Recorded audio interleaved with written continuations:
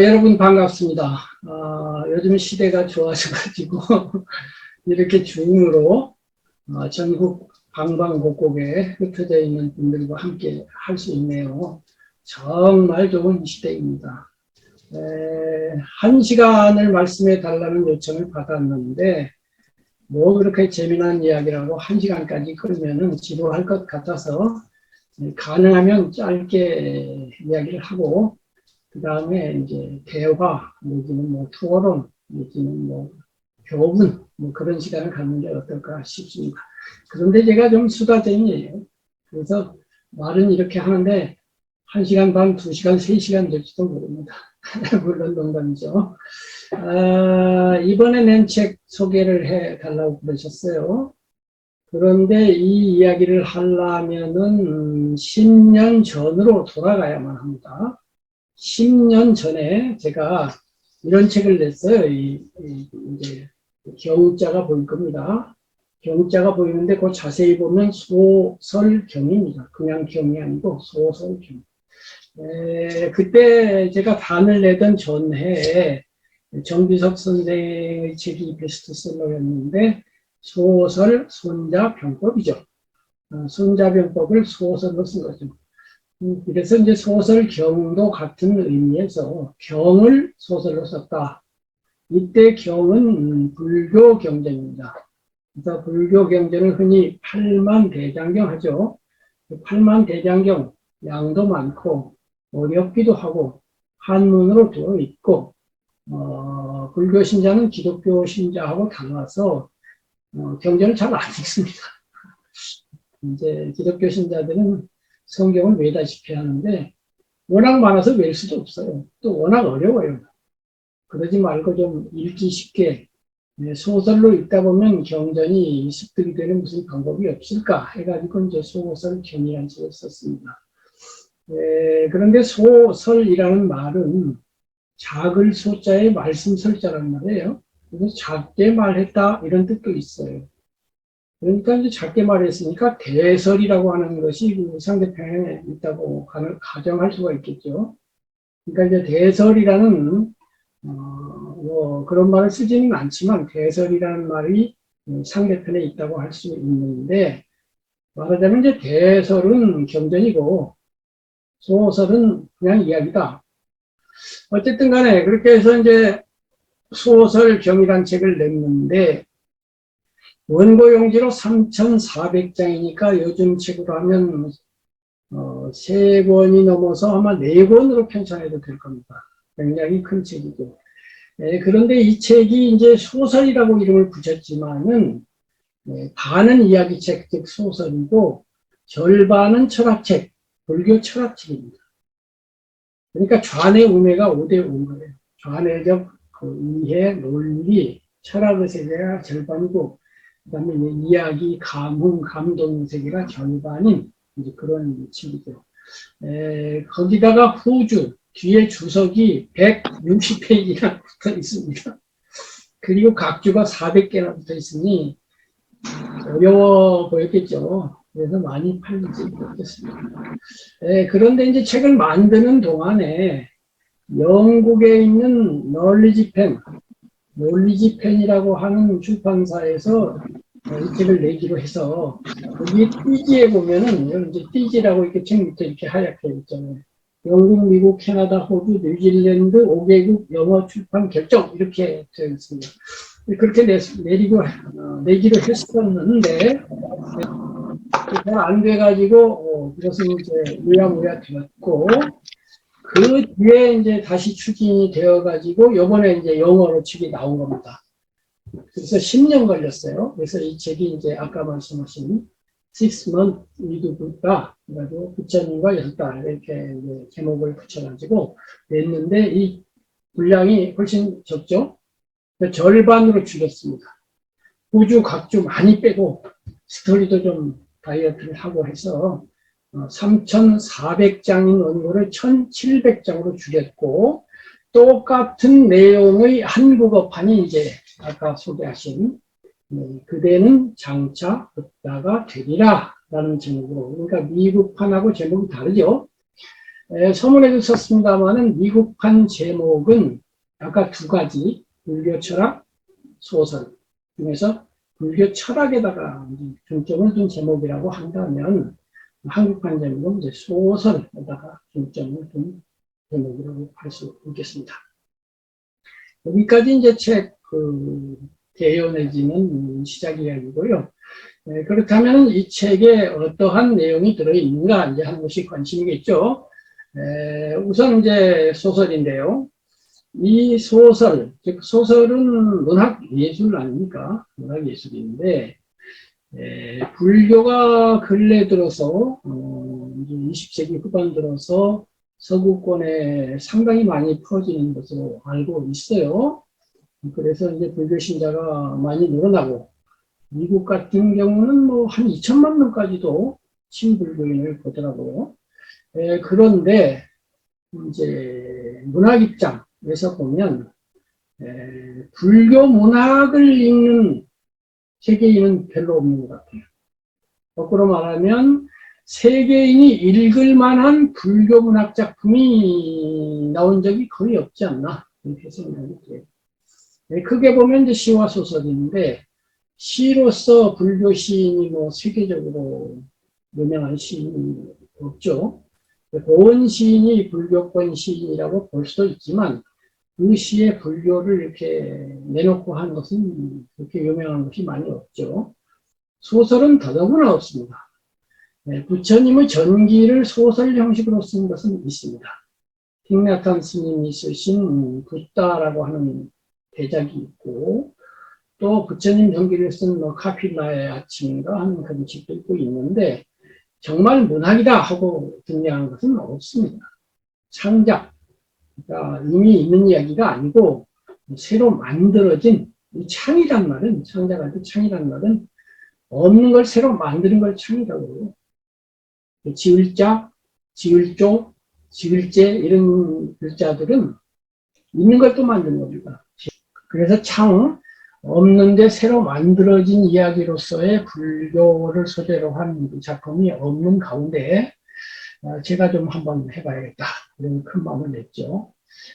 그것은 뭐냐면은 서문에도 썼습니다만은 저는 평생 두 가지를 중심축으로 살아왔습니다. 하나는 그 고귀함, 거룩함, 성스러움 내지는 종교, 또 인격의 도야 이런 쪽 분야가 하나 있고요. 다른 분야는 문학입니다. 이 두 분야를 저는 한편으로 이쪽으로 기울었다 저쪽으로 기울었다 하면서 계속 살았어요. 그러다가 이제 그 10년 전, 작품이 10년 전에 나왔지만은 이 작품 쓰는데 1년 4개월이 걸렸으니까, 이제 10년에서 플러스 1년 4개월 된 그때, 이제 그런 작품을 써야 되겠다. 내가 평생 살아온 성스러움과 문학을 결합하자. 이래가지고 이제 3부작을 처음에는 꾸며봤습니다. 기독교를 배경으로 한 것 하나, 불교를 배경으로 한 것 하나, 중국 사상을 배경으로 한 것 하나. 이렇게 해서 처음에는 기독교를 시작을 했는데, 공부가 좀 부족하다 싶어가지고, 익숙한 불교부터 하자 해가지고 쓴 책이 이제 수선책인데요. 그런데 이제 처음에 이제 작품 구상이 중요하거든요. 이 구상면에 있어서, 저는 감히 신곡, 단테의 대작인 신곡을 염두에 뒀습니다. 기독교를 배경으로 한, 서양은 뭐 기독교 사회니까요. 배경으로 한 세계 명작 문학은 굉장히 많습니다. 소설 경우, 내지는 스토리의 경우에 그 중에도 대표작은 역시 신곡입니다. 그리고 이제 부대에 나온 뭐 카라마조프가 형제들, 뭐 죄와 벌도 기독교 문학이라고 볼 수가 있고요. 기타 등등 여러 가지 대작이 있습니다만은 대놓고 기독교 문학을 한 것으로서 대표작은 역시 신곡입니다. 이 신곡이라는 작품은 너무나 위대합니다. 뭐 위대자를 10번 붙여도 될 만큼 위대합니다. 대단하고도 정말 대단합니다. 신곡을 제가 그때 몇 살일까요? 고등학교 1학년 나이니까 한 16살인가요? 뭐 그 정도, 15살. 그때 그 지금 신곡을 보여드리는데요. 그때 본 신곡, 지금도 가지고 있는 신곡입니다. 그러니까 한 50년, 한 55년 정도 된지 가지고 있는지 이렇게 되어 있고요.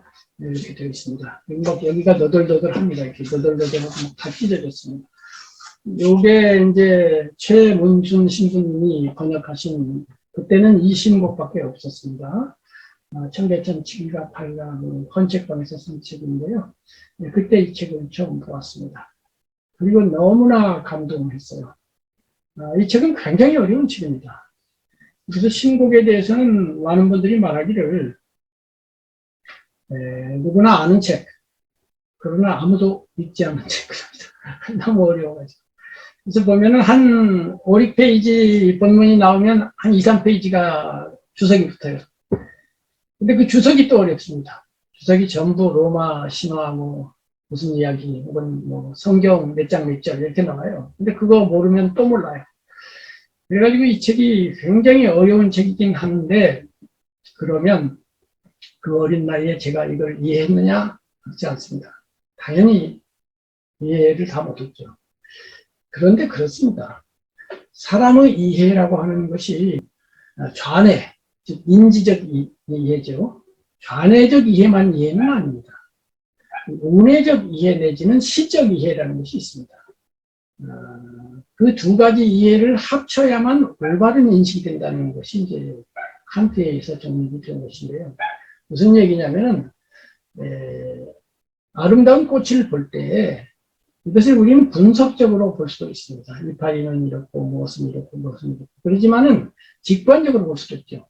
단번에 딱 보고 꽃이야 하고 가슴에서 감동하죠. 이것이 이제 시적 이해, 즉 감동, 감성의 이해인데요. 이 신곡에 대해서도 그렇습니다. 이것을 철학적, 논리적, 좌뇌적으로는 충분히 이해하지 못했지만은 이것이 가지고 있는 고귀함, 드높음, 우아함, 진실함 이런 것이 느낌으로 오는 거죠. 사실은 그게 중요합니다.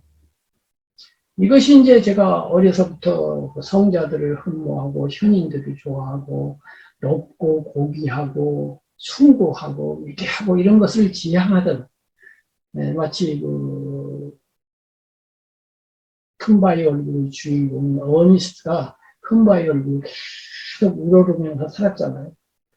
별로 수행도 안 했어요. 그냥 우러르고 살기만 했는데 나중에 닮았더래요. 저도 비슷합니다. 저도 마음속으로 그런 성현들을 계속 우러러보기만 했지 별로 한 건 없는데 그것이 마음속에 쌓여서 이제 이런 작품을 쓰기까지는 왔어요.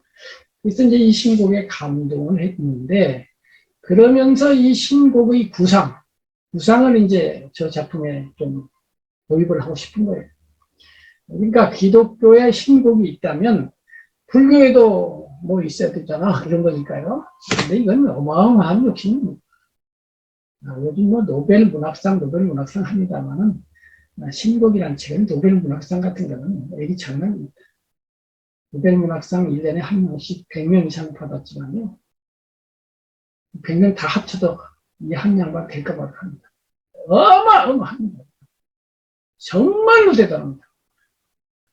그래서 저도 단테의 신곡을 본받아서 단테의 신곡은 구상이 우주적이에요. 우주적이어서 위로 천상 꼭대기에 하느님이 계시고 제일 밑바닥에 지옥 제일 밑바닥에는 이제 대죄인인 마왕 루치페러하고 이제 예수님을 배반한 유다 같은 존재들이 있죠.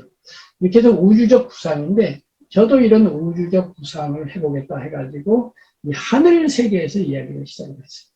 도리천이라고 하는 하늘 세계에서 이야기를 시작을 해요. 그리고 이제 천인들이 막 수백만 명, 수억 명이 막 지상으로 내려오고 막 찬탄을 하고 해서 그림이 장대합니다.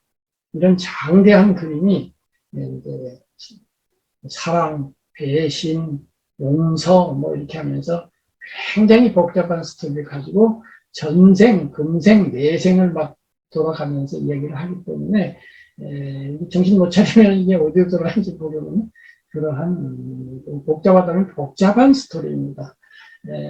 그래서 하여튼 이런 책을 내게 되었는데, 역시 그 요즘 종교가 옛날에 비해서 많이 관심들이 적고, 또 시대가 경박단소 시대죠. 가볍고 짧고 얇고 작아야 되는데 그 반대로 중후장대합니다.